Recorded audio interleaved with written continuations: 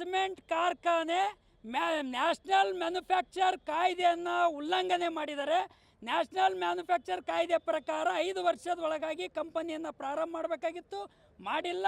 ಹಾಗಾಗಿರೋ ರೈತರ ಭೂಮಿ ರೈತರಿಗೆ ವಾಪಸ್ ಕೊಡ್ಬೇಕು 1821 ಎಕರೆ ಅನ್ನುವಂಥ ಮಾತನ್ನು ಇವತ್ತು ನಾವು ಒತ್ತಾಯ ಮಾಡ್ತಾ ಇದ್ದೀವಿ. ಅದರ ಜೊತೆಗೆ ಹೊನ್ನಕಿರಣಿಗೆ, ಸೋಮನಾಥಹಳ್ಳಿ, ಫಿರೋಜಾಬಾದ್ ರೈತರು ಅದೇ ಭೂಮಿ ಮೇಲೆ ಅವಲಂಬಿತರಾಗಿ ಅವರು ಬದುಕು ನಡೆಸ್ತಕ್ಕಂಥ ರೈತರು. ಇವತ್ತು ಆ ರೈತರಿಗನಕರ ಹಿಂದಿನ ಜಿಲ್ಲಾಧಿಕಾರಿಗಳು ಇವತ್ತು ಜಿಲ್ಲಾಧಿಕಾರ ಸಭಾಂಗಣದಲ್ಲಿ ಮೀಟಿಂಗ್ ನಡೆಸಿ ನಡವಳಿಯನ್ನು ಪಾಸ್ ಮಾಡಿದ್ದಾರೆ. ಟರಾವನ್ನು ಪಾಸ್ ಆಗಿದೆ.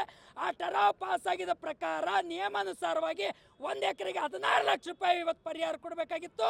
ಅದನ್ನು ಬೈಪಾಸ್ ಮಾಡಿ ಇವತ್ತು ಅವ್ರು ಕೇವಲ 4 ಲಕ್ಷ, 8 ಲಕ್ಷ, 7 ಲಕ್ಷ ರೂಪಾಯಿ ಮಾತ್ರ ಕೊಟ್ಟು ಕೈ ತಳ್ಕೊಂಡು ರೈತರಿಗೆ ಮೋಸ ಮಾಡಿದರೆ ಸರ್ಕಾರದ ಕರೆ ಈ ಭೂ ಸಂತ್ರಸ್ತರ ನೆರವಿಗೆ ಬರಬೇಕು ಅನ್ನೋಂಥ ಮಾತನ್ನು ಹೇಳಕ್ಕೆ ಬಯಸ್ತಿದ್ವಿ. ಈಗಿನ ರೇಟ್ ಏನಿದೆ, ಈಗಿನ ರೇಟ್ ಪ್ರಕಾರ ಅದನ್ನು ಬೆಲೆ ನಿಗದಿ ಮಾಡಿ ಪರಿಹಾರ ಕೊಡಬೇಕು ಅಂತಕ್ಕಂಥ ಮಾತನ್ನು ಒತ್ತಾಯವನ್ನು ಮಾಡೋಕ್ಕೆ ಪ್ರತಿಭಟನೆ ನಡೆಸ್ತಿದ್ದೀವಿ. ಸರ್ಕಾರ, ಜಿಲ್ಲಾಡಳಿತ ಮತ್ತು ಈ ರೈತರ ನೆರವಿಗೆ ಧಾವಿಸ್ಬೇಕಂತಕ್ಕಂಥ ಮಾತನ್ನು ಆಗ್ರಹ ಮಾಡ್ತಾ ಇದ್ದೀವಿ. ಶರಣಬಸಪ್ಪ ಮಂಶೆಟ್ಟಿ, ಕರ್ನಾಟಕ ಪ್ರಾಂತ ರೈತ ಸಂಘ ಜಿಲ್ಲಾಧ್ಯಕ್ಷ. ಉತ್ತರ ಕರ್ನಾಟಕ ನ್ಯೂಸ್, ಇದು ಕನ್ನಡದ ಉಸಿರು.